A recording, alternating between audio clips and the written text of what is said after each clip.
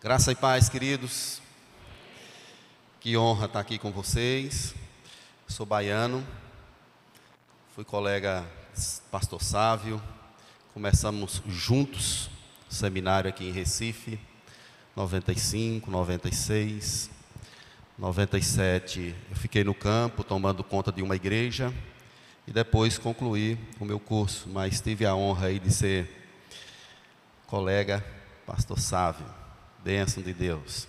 Sou pastor na primeira igreja presbiteriana de Itabuna, no sul da Bahia, ali vizinho à cidade de Ilhéus. Quero convidar você a abrir a sua Bíblia no livro de Romanos.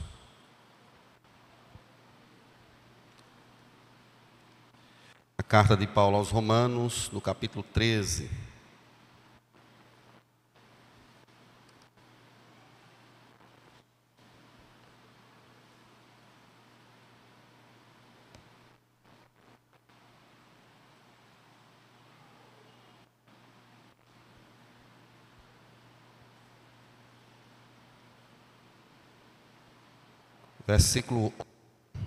Capítulo 13, versículo 11. O dia está próximo. E digo isto a vós outros que conheceis o tempo. Já é hora de vos despertardes do sono, porque a nossa salvação está agora mais perto do que quando no princípio cremos. Vai alta a noite e vem chegando o dia. Deixemos, pois, as obras das trevas e revistamo-nos das armas da luz.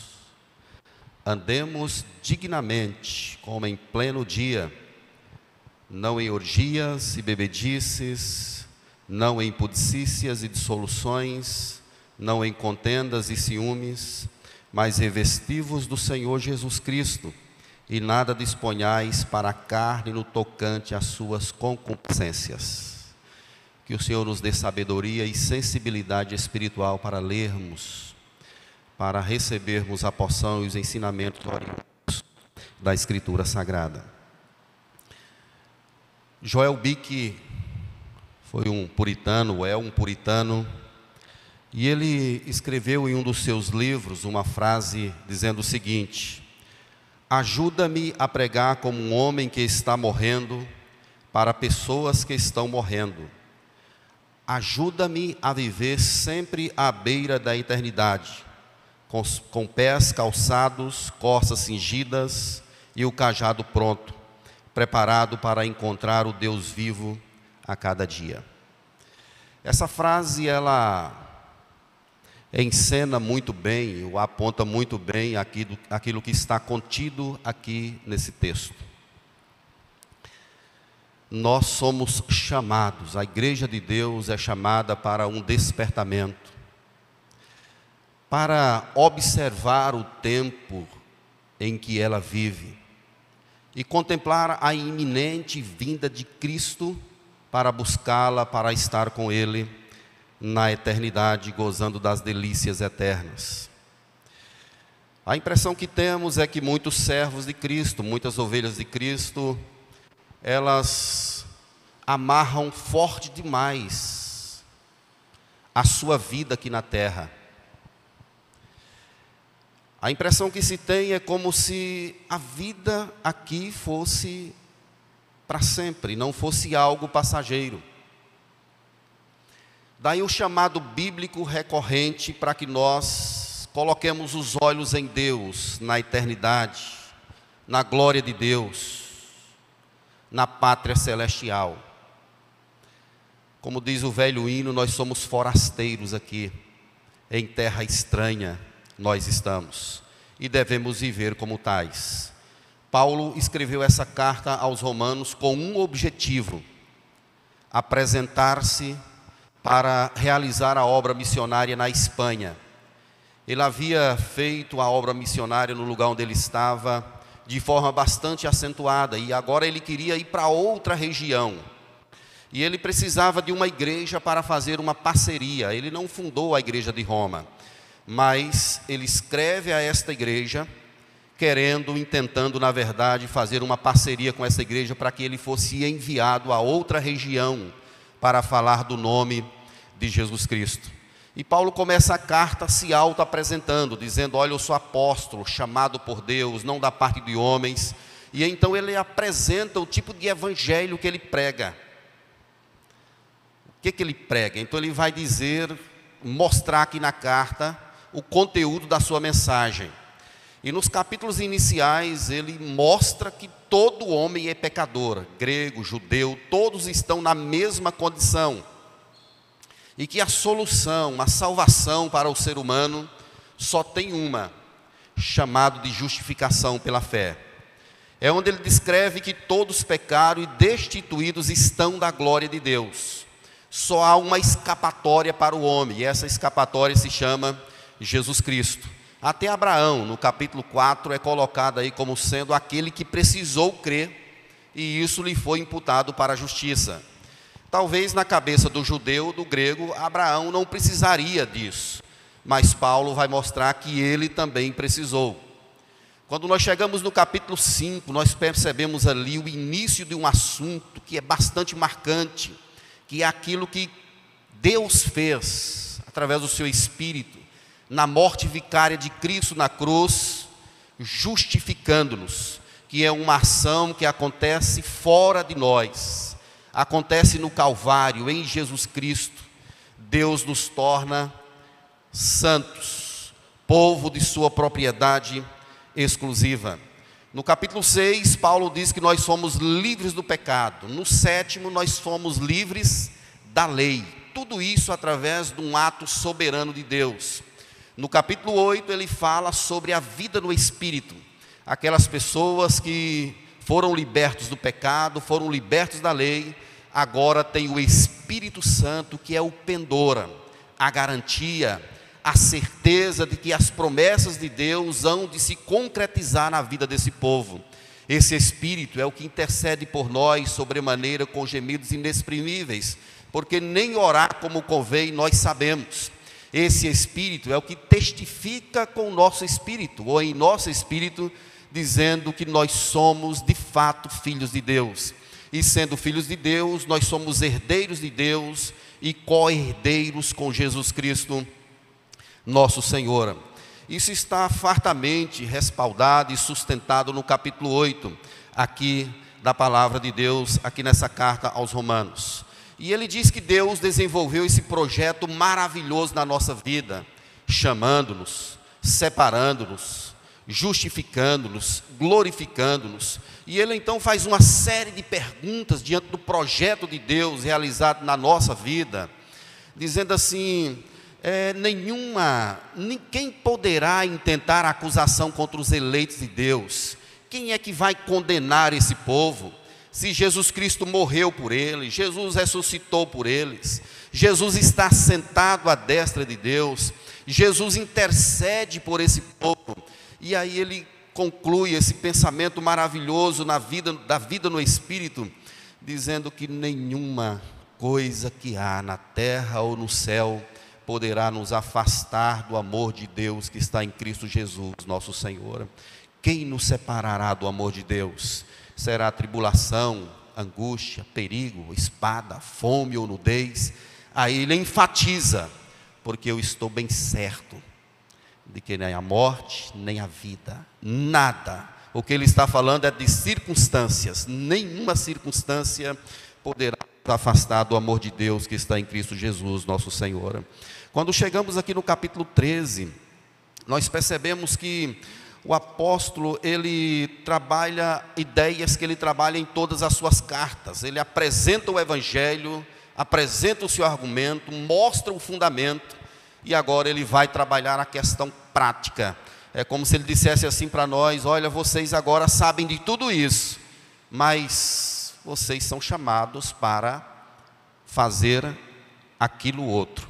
É a nossa parte, é aquilo que temos de fazer, em resposta àquilo que Deus fez por nós. Ele fez tudo, e agora Ele quer que nós andemos da forma como está demonstrado aqui em sua palavra. Agostinho de Hipona foi alcançado por Deus lendo esta passagem, especialmente os versículos 13 e 14. Ele estava lendo esta passagem quando Deus tocou no seu coração. Lutero também foi alcançado por Deus lendo essa epístola, lendo trechos dessa epístola. John Stott chamou essa epístola de um manifesto cristão. É uma carta bastante teológica, profunda, doutrinária, mas nos traz lições especiais. Um comentarista chamado John Murray, ele diz que os atos de Deus se demonstram de forma profunda aqui nessa carta. E quem entende a carta aos Romanos, entende o querer, a vontade de Deus para todas as coisas. Então, meus queridos, eu quero chamar a sua atenção para especialmente duas questões postas aqui nesse texto. A primeira delas é a questão do tempo. O tempo no qual nós estamos inseridos. E ele começa aí no versículo 11 dizendo: olha, digo isto a vós outros, que conheceis o tempo. Já é hora de vos despertardes do sono, porque a nossa salvação está agora mais perto do que quando no princípio cremos. A nossa salvação está mais perto. Cada momento que passa, cada minuto, cada hora, cada dia que passa, nós estamos nos aproximando daquele grande dia.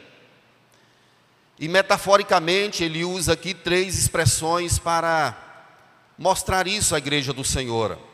A palavra sono, que se refere a alguém que está dormindo, a palavra dia e a palavra de noite. Ele mostra essas 3 questões para mostrar que a igreja do Senhor precisa estar desperta, acordada em relação à iminente volta de Cristo, em relação ao nosso encontro com o Senhor Jesus que está mais perto. O dia vai declinando, a noite vem chegando. Desperta, igreja. Já é tempo de nós nos despertarmos do sono. É hora de acordar. A expressão aqui é como uma exortação a alguém que está dormindo, que precisa estar atento a algo grande que exige que nós estejamos acordados para tal situação. Nós deveríamos pensar nesse acontecimento todo momento. Vem sendo dito recorrentemente que Jesus está voltando. A igreja vem sendo exortada. E isso pode acontecer a qualquer momento. Quem dera, como seria bom se acontecesse agora. Como seria maravilhoso se de repente Jesus se manifestasse para concretizar a sua promessa nas nossas vidas. Nós somos o povo do caminho, meus queridos. Nós temos de ter muito cuidado com as miragens da estrada. Nós temos de ter cuidado com as tentações diabólicas. Jesus nos libertou do império das trevas, disse Paulo aos Colossenses. Jesus nos tirou das garras de Satanás. Ele não vai deixar isso barato. Nós saímos de lá. Estamos no mesmo estado que Paulo chamou em Efésios de regiões celestiais. Mas ele vai fazer de tudo, o inimigo da igreja vai fazer de tudo para que nós estejamos muito acomodados aqui na terra, para que nós fiquemos desapercebidos, cuidando dos nossos afazeres, vivendo como se a nossa vida fosse aqui, quando na verdade a palavra de Deus nos diz: desperta, acorda, já é tempo de vocês despertarem do sono. Percebamos que depois de Paulo apresentar o fundamento de que Cristo fez por nós, do que Deus fez pela nossa vida, agora Ele nos chama para nós nos acordarmos. A sonolência é incompatível com o projeto que Deus tem para mim e para você. É incompatível. Tem um comentarista que o projeto redentivo de Deus se desenvolve em algumas etapas. A primeira delas é o advento, já aconteceu. A segunda, a morte de Jesus, também já aconteceu. A terceira, a ressurreição, também já aconteceu. E a outra, o derramamento do Espírito, aconteceu lá em Atos 2. Só falta agora a manifestação de Cristo em glória. Só está faltando a manifestação de Cristo. Ele morreu, ressuscitou, foi assunto aos céus, o Espírito foi dado à igreja. Agora nós estamos aguardando o cumprimento daquela promessa. Eu venho buscar vocês, eu vou preparar-vos um lugar, depois eu volto, mas como garantia eu vou deixar aqui o meu Espírito, como certeza de que essa promessa se cumprirá. Nós somos desafiados, meus irmãos, a ter o nosso coração posto nessa questão. É o nosso principal projeto, é a nossa vida, é aquilo de mais importante que nós temos, é aguardarmos em compatibilidade a vinda de Cristo, dentro desse projeto grande do Senhor, para a vinda de cada um de nós. O pastor Hernandes Dias Lopes, ele diz o seguinte: o crente não pode viver anestesiado nesta era. O crente não pode viver anestesiado nesta era. Muitos pais criam seus filhos para serem doutores, para conquistarem o mundo, para chegarem ao topo. Nada de errado. Mas o principal nós não podemos deixar de fazer, que é mostrar aos nossos filhos que a vida aqui na terra é passageira. É ensinar os nossos filhos a temer a Deus sobre todas as coisas, a amar a Deus sobre todas as coisas. Nós não podemos viver anestesiados, porque é exatamente isso que o inimigo da igreja quer. A noite vai alta, significa o tempo de trevas, que está quase acabando. O dia já se aproxima. E nós, como igreja de Deus, esse é o tempo que Deus nos deu para viver aqui na terra, mas não nos esqueçamos de colocar o nosso coração nele. O presbítero Roberto falava hoje aqui de manhã sobre a cura. E ele falou, e eu gravei no meu coração, que a única maneira de haver uma cura profunda é nós pensarmos na eternidade, na glória. É por isso que o apóstolo diz: pensai nas coisas lá do alto, e não nas que são aqui da terra. Nós somos desafiados, meus irmãos, a viver com profundidade, com alegria a vida que Deus nos dá aqui na terra, mas não nos esqueçamos de que tudo isso aqui é passageiro, efêmero, fugaz. É como uma flor que de manhã viceja, mas à tarde ela murcha, seca e cai. A única garantia da nossa vida é Jesus, e nós devemos buscá-lo, exaltá-lo com todo o nosso ímpeto, com todo o nosso ser, glorificando, adorando. Esse é o tempo que Deus nos deu, é o tempo de celebração, é o tempo de glorificação ao nosso Deus. Meus queridos, essa é a primeira questão. A segunda é uma referência à nossa postura. Tem um comentarista chamado Matthew Henry, ele diz uma frase seguinte. Ele disse que Paulo está chamando a atenção da igreja para ficar atenta ao tempo perigoso em que ela vive.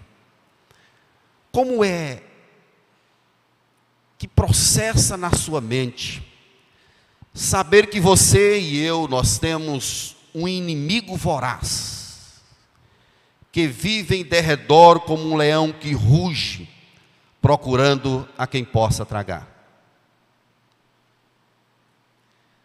Saber que se nós lhe dermos chance, dermos uma brecha, ele vai entrar, vai atacar a nossa vida e pode nos levar para distante do projeto e do propósito de Deus. A Bíblia nos chama para resistir a ele, resistir ao diabo e ele fugirá. João Calvino dizia que nós não devemos ter medo dele, mas não devemos nos esquecer de nos aproximar de Deus. E como é que a gente se aproxima de Deus? Através da Escritura, através da oração, através da comunhão, vivendo uma vida de serviço como Deus quer.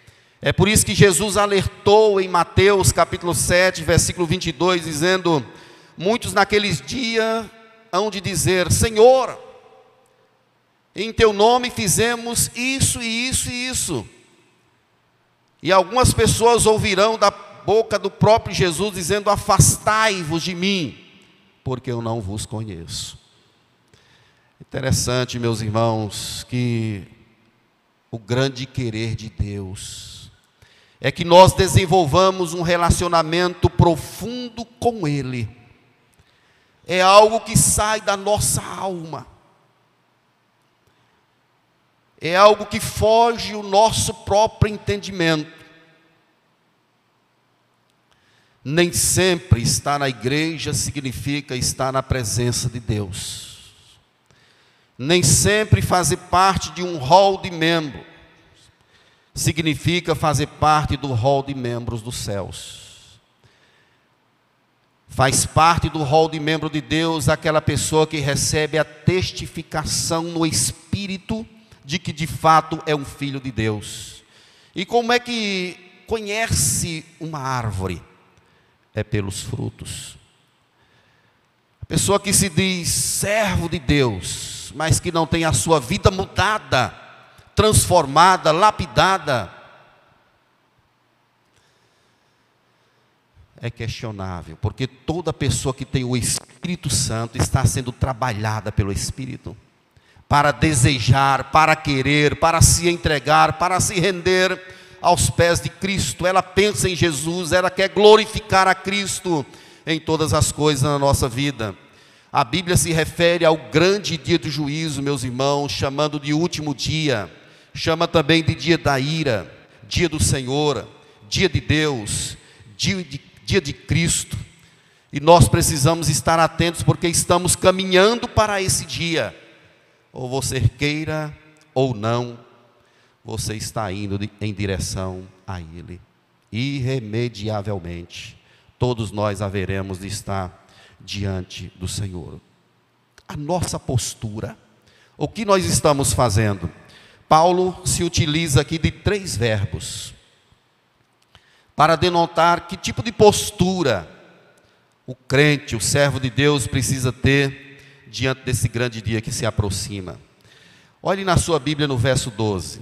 Vai alta a noite e vem chegando o dia. Aí ele diz: deixemos, pois, as obras das trevas, revistamo-nos das armas da luz e andemos dignamente.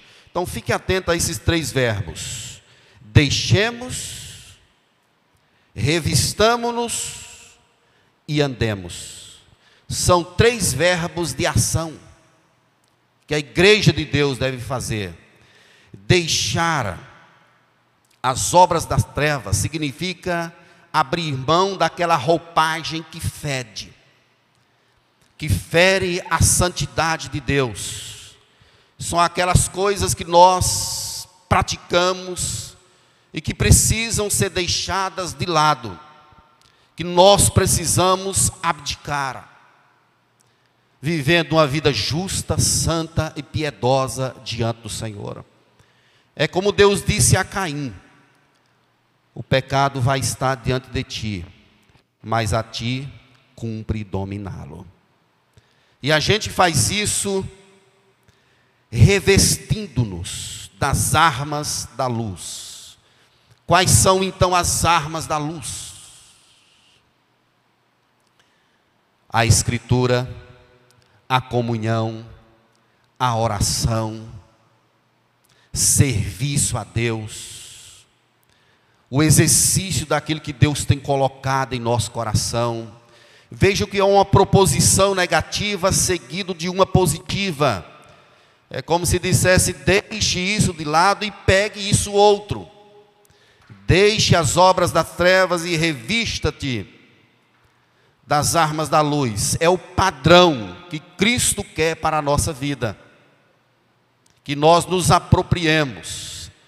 E aí vem a expressão: andemos dignamente. Andar com dignidade, meus irmãos, é fazer jus aquilo que foi realizado por nós na cruz do Calvário. Isso é andar com dignidade. Andemos dignamente. Como? Aonde você estiver, seja luz. Aonde você for, seja o sal da terra. Aonde você for, seja o bom perfume de Cristo. Ande dignamente. Na escola, na empresa, na família, para que outras pessoas que não conhecem a Cristo olhem para vocês e concebam a ideia de que ali vai um homem, uma mulher de fato que teme a Deus. Como isso é aprazível, como isso é bom de ver. Mas que pessoa comprometida com Cristo. Enche os nossos olhos. Agora, quando isso acontece o contrário, aquela pessoa lhe diz que é cristã, que é serva de Deus, mas olha ali como é que ela está. Olha ali o que ela pratica. Olha ali o tipo de vida que ela vive. O chamado de Deus para nós, meus irmãos, é um chamado para a morte. É um chamado para você renunciar a você próprio. É um chamado para você abrir mão da sua própria vida para ter a vida de Deus. Afinal, Jesus nos ensinou dizendo que quem quiser vir após mim, negue-se a si mesmo, tome a sua cruz e siga-me. Deixe, revista-te de uma nova disposição e agora ande. Essa ideia de andar é a ideia dos acontecimentos da nossa vida, enquanto nós tramitamos pela estrada, enquanto nós vamos seguindo o rumo, o povo do caminho vai seguindo a estrada, esse povo vai andando dignamente, como um povo que de fato conhece a Deus, como um povo que de fato vive a vida de Deus. Mais uma vez citando o pastor Hernandes, ele diz que não basta estar acordado, é preciso despojar-se das obras das trevas. Não basta apenas estar acordado, mas é preciso despojar-nos das obras das trevas. Será se estamos de fato fazemos isso, meus irmãos?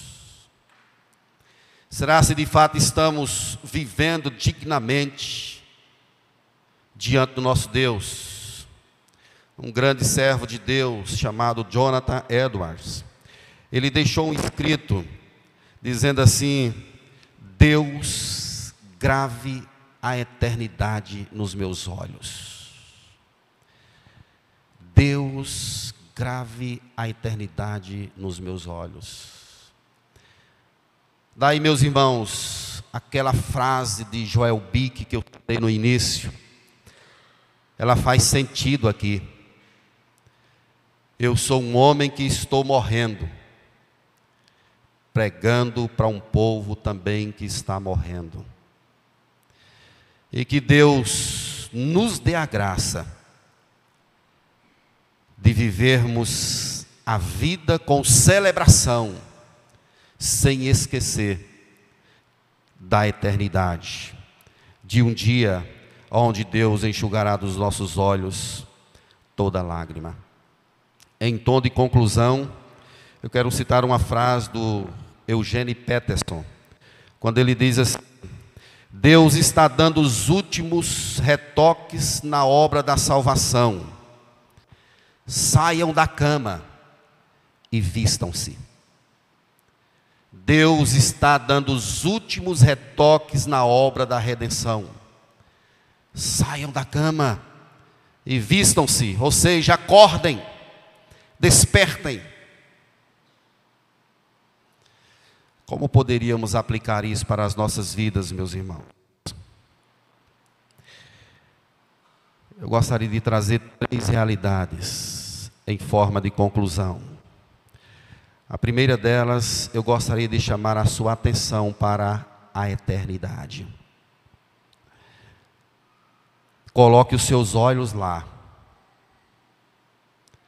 Tudo que você consegue tocar é passageiro.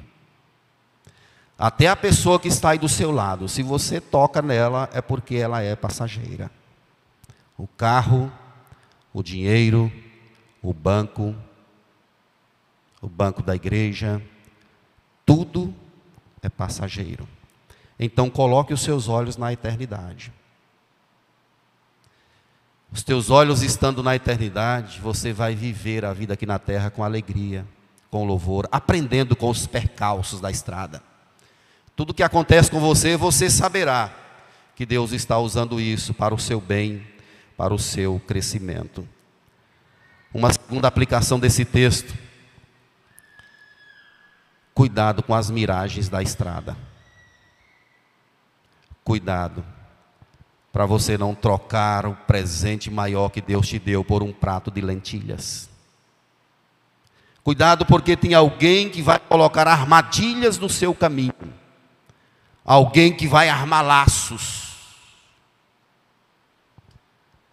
Se você não andar próximo de Deus, é bem provável que você caia. Qualquer um de nós.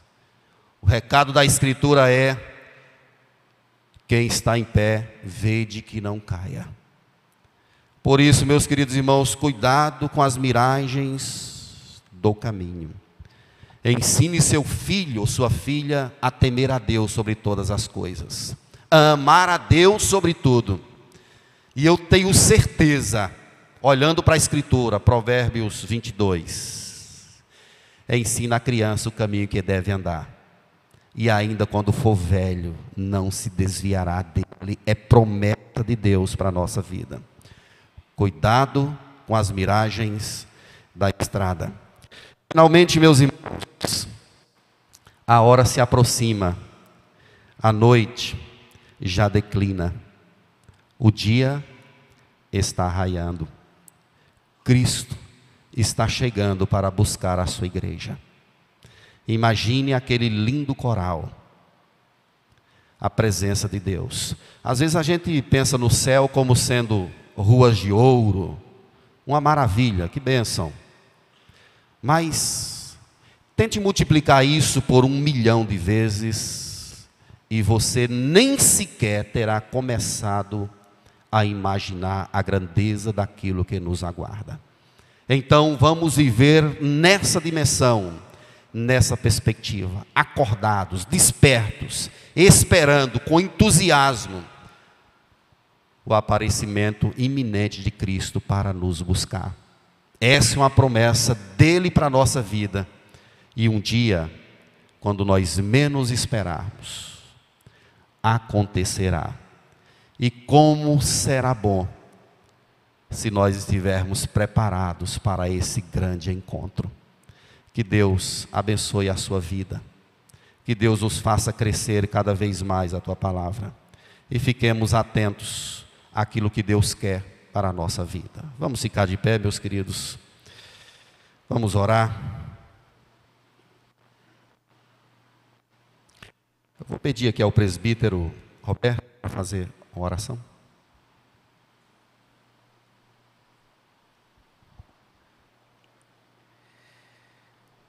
Ó Deus querido, Que presente especial é a tua palavra para nós, que nos abre os olhos para a verdade da salvação, da redenção em Jesus, e que revela para nós, Pai, que todas as suas promessas, uma a uma, vêm sendo cumpridas, de modo que nós podemos encher o coração na certeza de que o Senhor Jesus virá uma segunda vez, e virá nos buscar, e reinaremos com Ele por toda a eternidade, e podemos, assim como o apóstolo Paulo, viver essa experiência do já e ainda não, ainda estamos aqui, sabemos que há circunstâncias adversas, difíceis, mas é possível com os olhos da fé, experimentarmos desde já o privilégio da vida eterna com o Senhor. Ajuda-nos, Pai, a deixarmos tudo aquilo que não te agrada, a nos revestirmos do Senhor e da justiça que nos foi imputada em Cristo, e a andarmos em novidade de vida, na nova identidade que temos. Isso é maravilhoso, isso de fato sara o nosso coração. Obrigado mais uma vez pela tua palavra, pelo privilégio de cultuarmos juntos aqui, e que o Senhor, Pai, aplique a tua palavra aos nossos corações, em nome de Jesus, amém.